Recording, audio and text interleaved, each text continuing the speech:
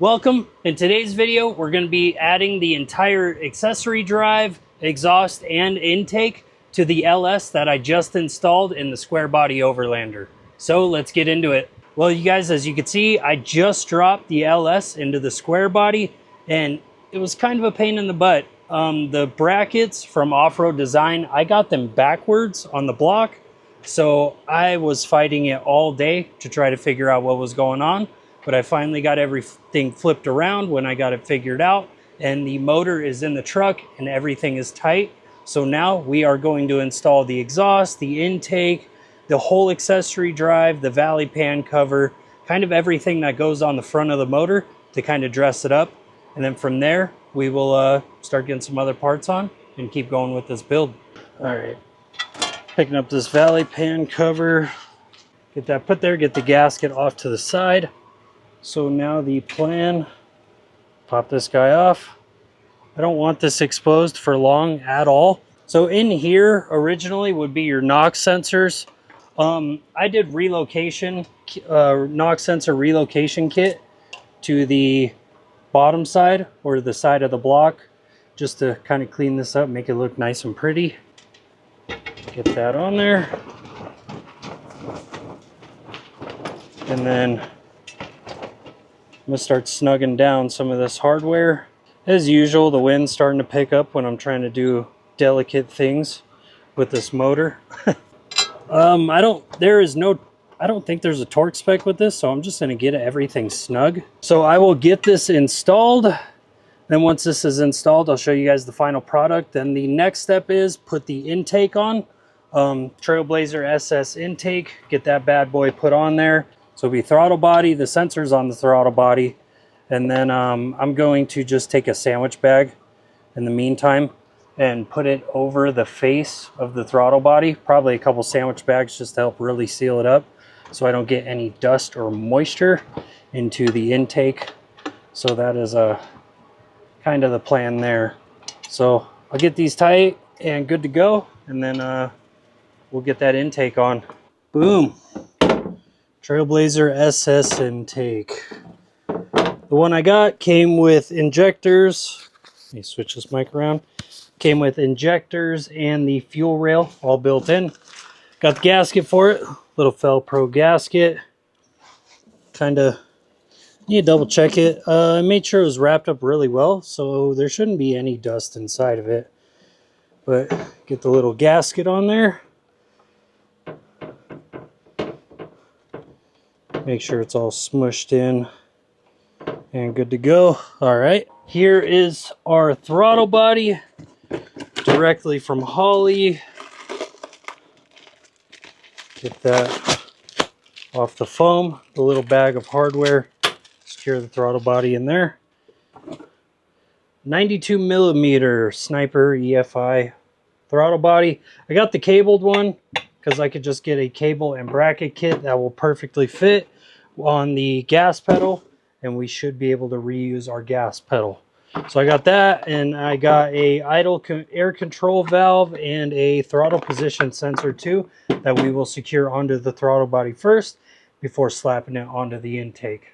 Got the hardware I need to install the sensors onto the throttle body, so we will do that first. This is the throttle position. Get that kind of in place and popped in. I had to go to Ace Hardware. It took me about an hour to figure out the right hardware, right length and thread pitch of hardware to work for these sensors or for this throttle body. But I was able to find it. All right, got that one in. We'll get the other one on and get it secured onto the intake. Once it's secured on the intake, we will put the gasket on.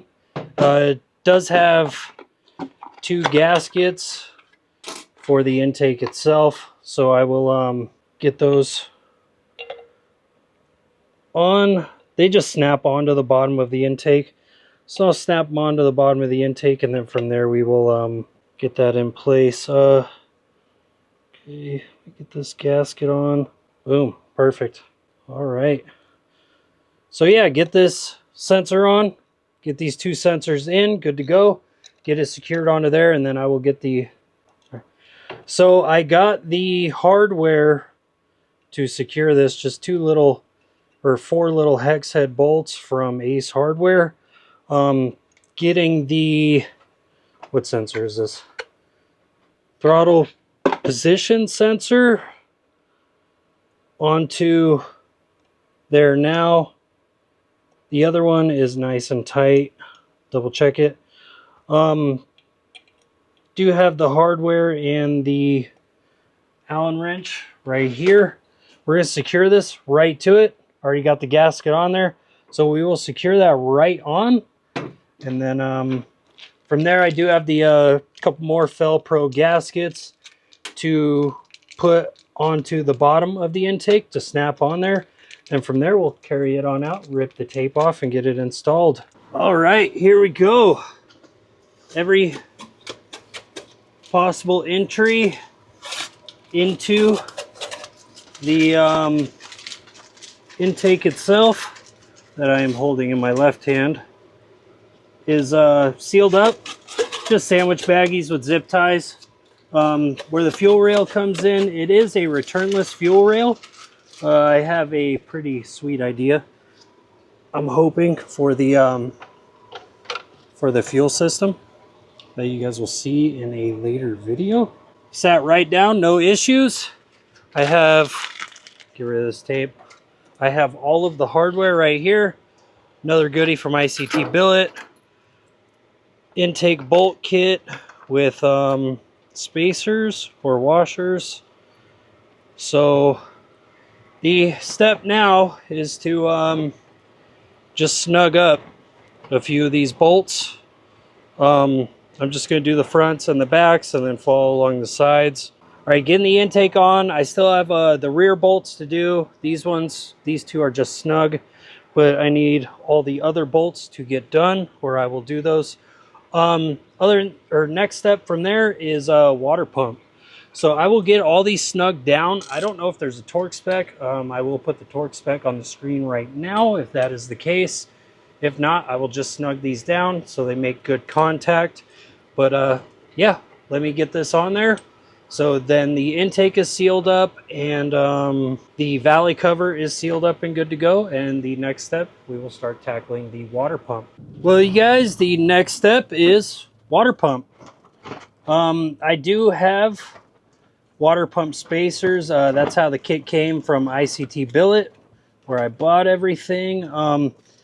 What I do like about it, instead of trying to figure out a way to do a steam port, the spacers for the water pump, to make everything lined up, one of the spacers has a built-in steam port. So that is perfect. We'll go right there, and then we just have like 2 inches to put hose. And then I can replace this too. I think I actually have a 90, but I could just do the smallest piece of hose, like a 2 or 3 inch chunk of hose, to make up the distance if I really needed to. Everything did come with gaskets too. Some little paper gaskets came with all the hardware, all of that. So what I'm going to have to do is show you guys. It'll be gasket,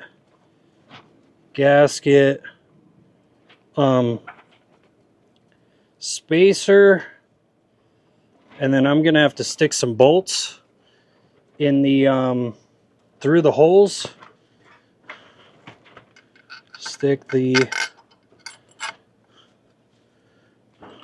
I'll just stick 2 of the bolts in for now, kind of like that.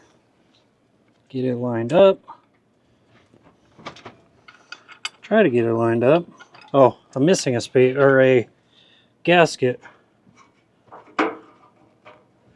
Okay, so just show you guys, it goes water pump, gasket, spacer, gasket, and then block. So let me see if I can just get these kind of sort of started. I just want to get them finger snug on there, not even tight. these bolts into the block. I didn't want to risk popping or breaking a bolt, so I am just doing 20 foot-pounds. We should be good to go there. Here is the next step. I am going to take a rubber glove, get this wet with some coolant, just lube it up a little bit, and then stick it inside of the thermostat housing here. I do like that they use these rubber gaskets, so you can just buy a whole new thermostat, or I keep an extra thermostat on the truck with just the rubber gasket. Then from there, boom, it'll go in place just like that. And I will torque that down. I think that's the same torque specs as this, so I'll get that in and torqued, and then we'll put the bags over it and get that snugged down. All right. These are tight and good to go. I thought about going with a flow cooler water pump. If I have any cooling system issues whatsoever, I will upgrade it to a flow cooler water pump, kind of machine this out, or I could file this out to make this a high flow thermostat housing to see if that helps. I'm hoping that I don't have any issues with this setup, especially with that big 3-core radiator or 4-core radiator and the Spall fans connected to it. But yeah, we're gonna rock with this water pump for now. This is tight and good to go. Yeah, we're pretty good. I'm gonna take bags, cover these up, and so nothing gets into the water pump or into the steam port setup. And then from there, I will show you guys the Speed Engineering short tube headers that we will install on the side of the exhaust manifold. Well, here is the next step in the process. These are the short tube headers from Speed Engineering, and I got the upgraded gaskets, so these should be more than enough to seal it. They did come with the flanges and the V-band clamps. They do have bungs for O2 sensors. Luckily, with the Holley Terminator X-Max, all I need is one O2 sensor, so I will keep this side bolted up and good to go. But yeah, here is everything. Here is the ARP header bolts. I did forget them originally, so I ordered these real quick and got them delivered through Amazon, surprisingly. From there, I do have titanium spark plug boots that will go over the spark plugs and the wires, since the wires run through the headers. I don't want to melt any wires or anything. Then I got a set of MSD wires that we will be slapping on there. So let's get the headers on first. Then it will be the wires and the spark plug boots, and all of it should be looking good to go. Well, boys and girls, I already got the tape off this side because I banged the header off of the firewall. So my plan is, I could have used the copper spray.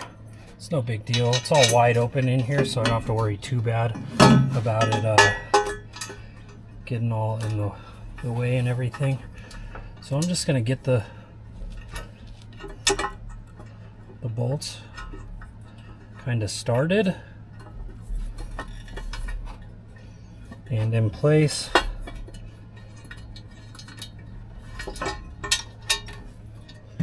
And then once everything is started, okay. Well, boys and girls, I already got the tape off. So let's get in here. Kind of got the gasket in place and one of the bolts in there just to kind of help hold the gasket. I'm just going to get the bolt finger tight, or not even finger tight, just started. And then got it in the middle. And then I will get it started on each of the two ends just to help guide it and hold the gasket in place. You don't need to go too wild. It's 18 foot-pounds is the torque spec for these. If you did a thread sealer, I guess it's slightly less, but I'm not going to do any of that. I don't really need any of it. I'll just try to get these kind of in place and finger tight. Once they're finger tight, then I could get in there and also just get them slightly snug with a wrench. I already like how those look. I thought about like getting these ceramic coated and everything just to help with engine bay heat, but I think it'll be okay. I'm not gonna worry too much about it. They are easy to get to, being on the sides like that, so not too concerned. But maybe in the future I could go with the Stage 8 locking fastener setup that I'm a huge fan of, and also get a real nice set of headers to really help it out. Maybe try out some long tube headers. That's the beauty of the LS platform, is it gives you lots of options for things like that, like headers and you know, everything, intakes, and just it's the Legos of GM motors.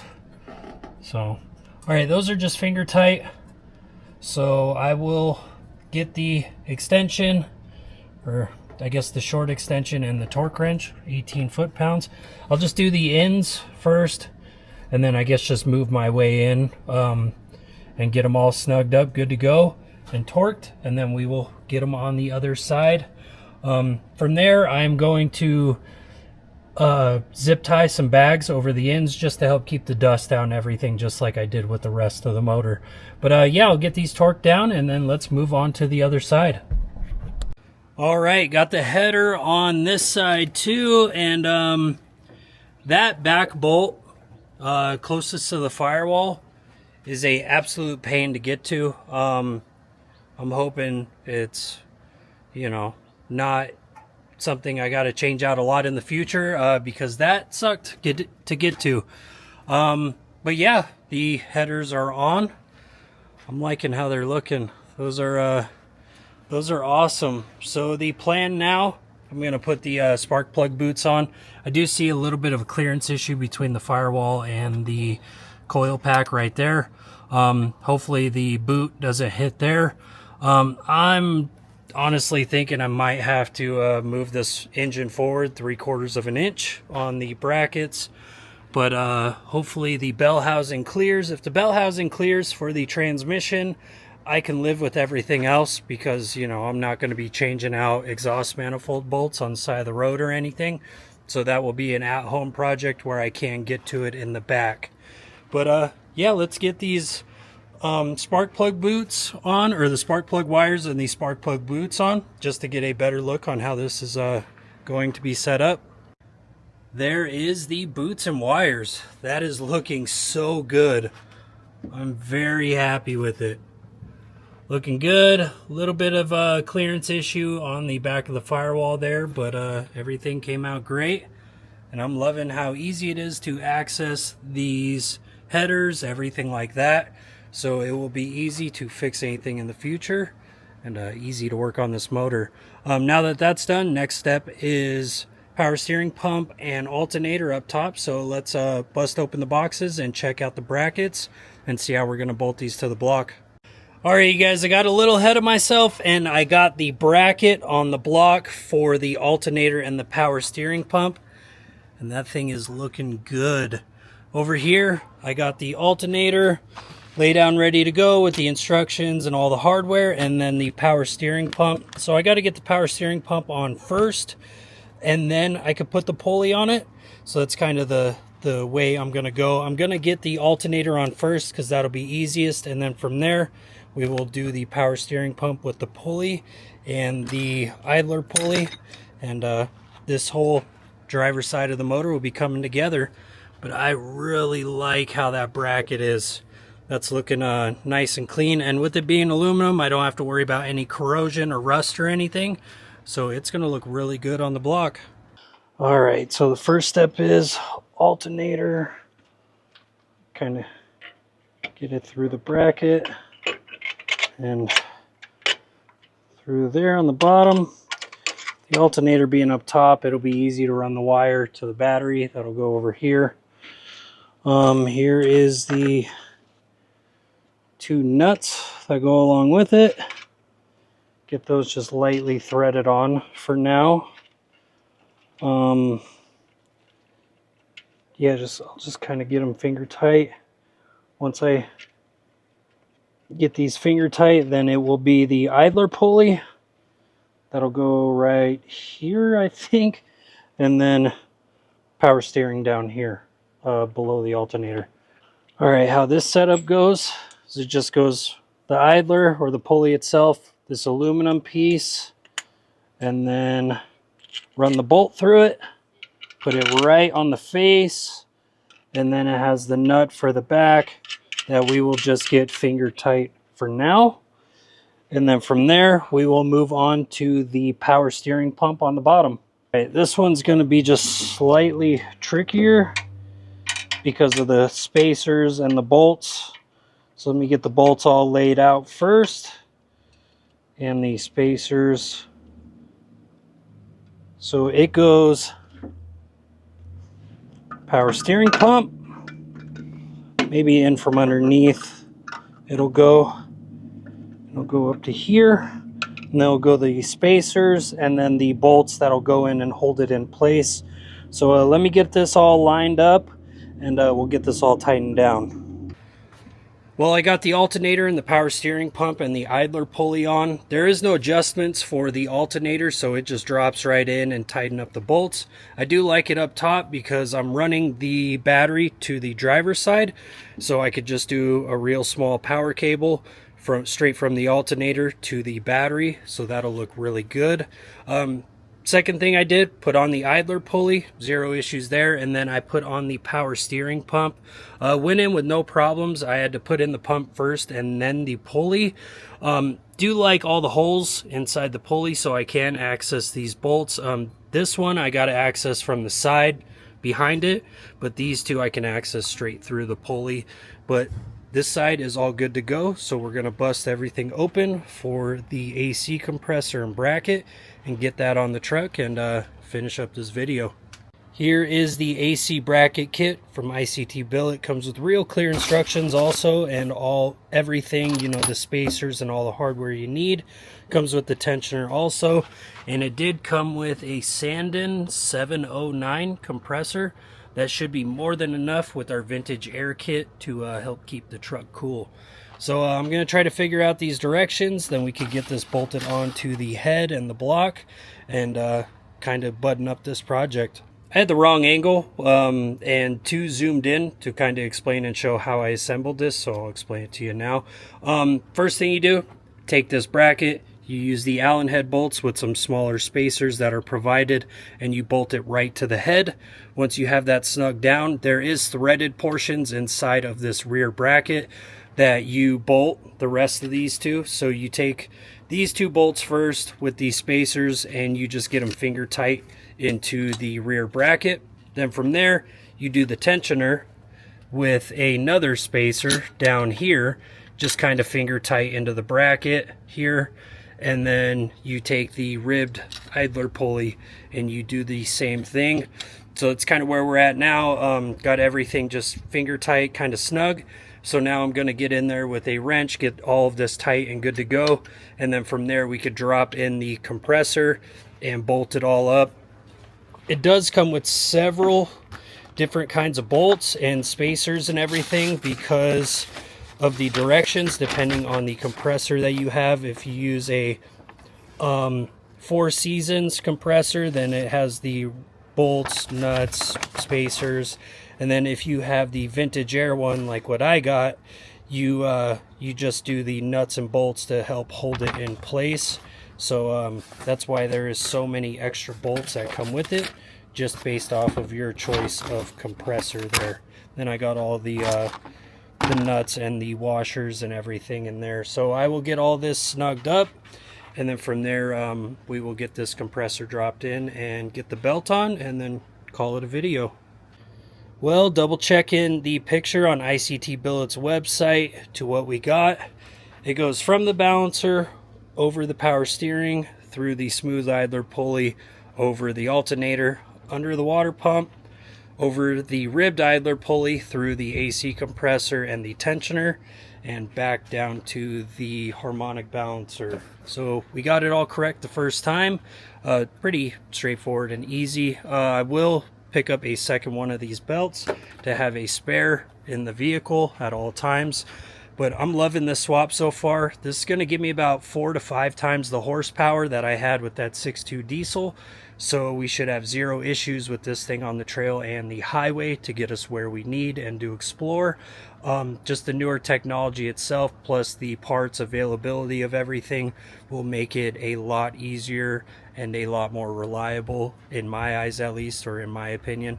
It does free up a lot of room in the engine bay, getting rid of the AC box, because the vintage air kit is flat with the firewall, just like that panel. So I could put the auxiliary battery and everything else underneath this hood. But I'm extremely happy with it so far. We are all done with this video. Comment, see, or let me know if I went the right route with the ICT billet and the LS swap, everything. Just give me your opinions down below. Like the video and subscribe to the channel if you have not, so you could follow along with more of our adventures and this LS swap on the old Squarebody. Bye, you guys.